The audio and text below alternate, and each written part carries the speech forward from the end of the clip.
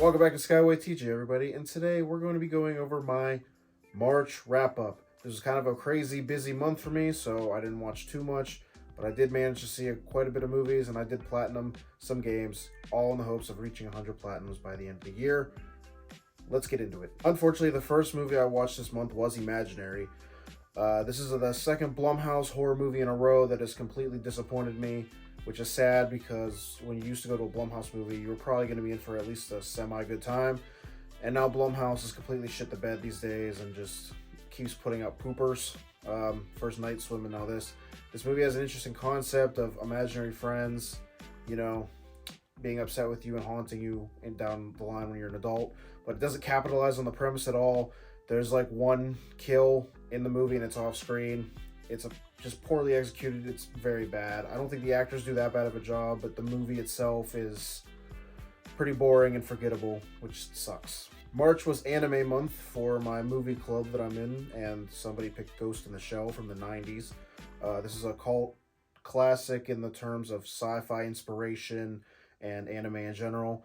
I watched it late at night, so I don't know if I was too tired to fully grasp the concepts that it was trying to present to me. But at times I felt like I was very stupid watching the movies. I think I understand what the point and the message of the movie was, but some of my brain just wasn't functioning. I do think it's good. The English dub is pretty bad, even for 90s anime, so that kind of held it back a little bit. But overall, it was a good time. I probably won't watch it again, but I did enjoy it. Also for anime month, somebody picked A Silent Voice. This is a movie, it's an anime movie about a boy who picks on a deaf girl in his class when she moves there or transfers schools or whatever, and he ends up in his later life, his adult life, regretting his mistakes, and he tries to make amends with this girl and all this stuff. It has very, very heavy topics inside of it, including, this is a warning, self-harm, suicidal tendencies, all that stuff. It's a hard movie to watch, and those are the themes that I actually do enjoy watching because it makes me feel something. But yeah, it's a good time. I very much love that movie. It instantly entered my top, well, not top 5. It entered my 5-star club of movies that I think are just great. And yeah, I'll probably watch that one again. I don't know if this technically counts as a movie, but it's like a documentary, so I'm not going to count it as TV necessarily. It was 4 episodes. I don't know. I'm just going to consider it a very long movie. I watched that Quiet on Set documentary with all the shit that happened at Nickelodeon in the early 90s or the late 90s and early 2000s. I was going into that expecting it to be an expose on Dan Schneider and how fucking creepy he is and all that shit.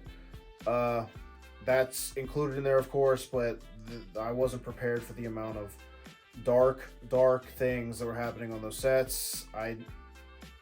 It's just haunting how much those kids had to go through, and I don't know. It makes, like, when you love Nickelodeon as a kid growing up and realizing that all of the shows you were watching, the people were suffering behind the scenes and in more ways than one, it just hurts to go back and watch them, and it kind of gives you this retrospective that, like, it just sucks. Like, I'm always going to enjoy those shows, I can't not, but, like, it's really, really bad what those kids went through. It's a good put together documentary, and apparently we're getting another episode here soon, so tune in for that. Next up, me and the gang went to go watch Ghostbusters Frozen Empire. This is the sequel to Ghostbusters Afterlife that came out a few years ago. For the most part, I enjoyed what I saw. It's like a blockbuster type movie where, you know, you go in, it's a franchise IP, so you know what you're going to expect for the most part. I do think Ghostbusters is a franchise that didn't need to become a franchise. Like, the first Ghostbusters is really good. No one really likes the second one that much. The one from 2016 nobody likes. Afterlife was pretty good, but, like, it's just like these movies, you just know what you're going to expect. I don't know. I had fun. I'm not saying it's bad. I just don't think they know what to do with, like, Bill Murray and the older Ghostbusters, really. And the new cast is fine. They just don't know what to do with some of the characters. And the villain in this one just kind of gets wasted by the end. So I don't know. I had fun. Will I watch it again? Probably not. I don't know. You know what I mean? Next up, the internet would not let me sleep until I went to go watch Immaculate because Sydney Sweeney is taking over the world.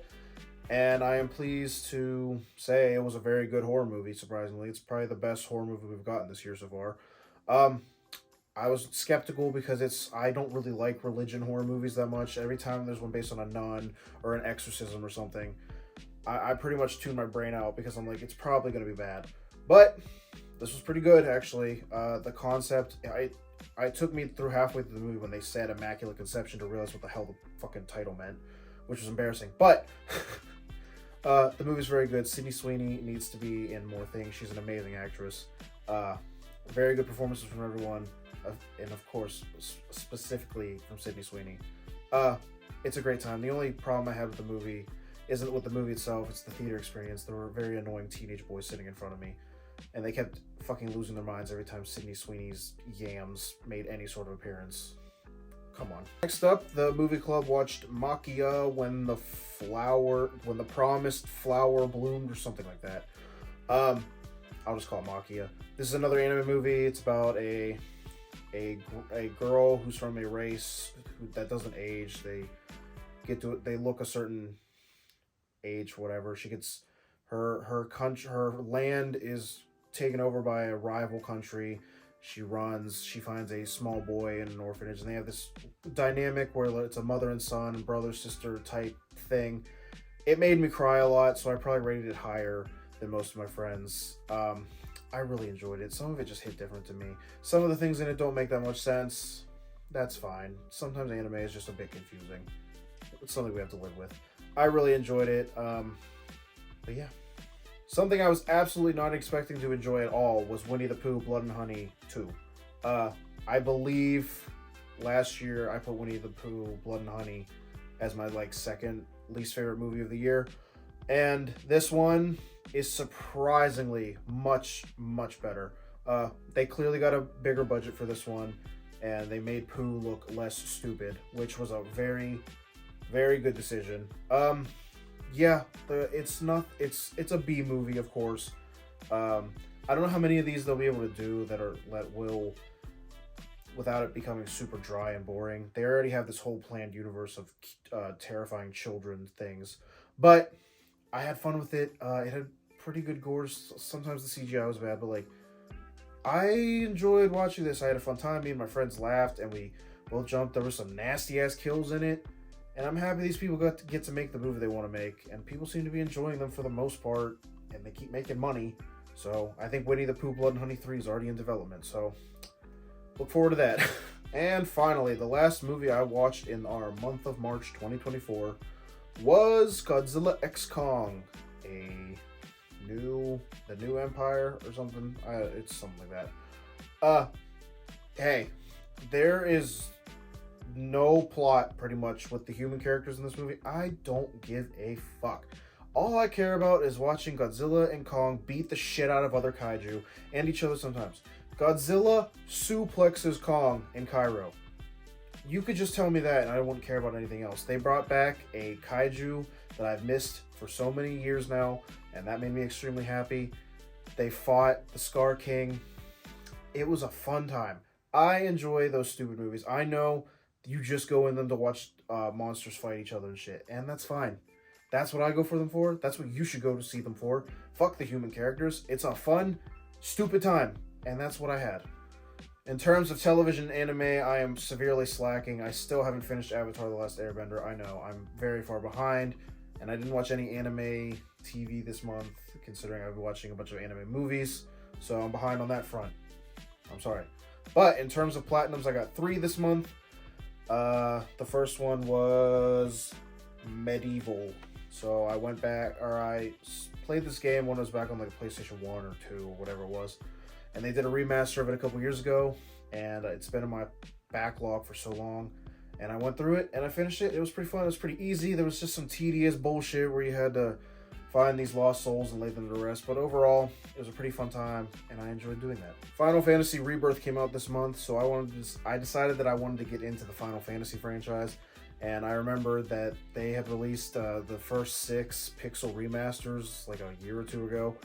And I decided I wanted to get into this franchise, so I platinumed the first Final Fantasy.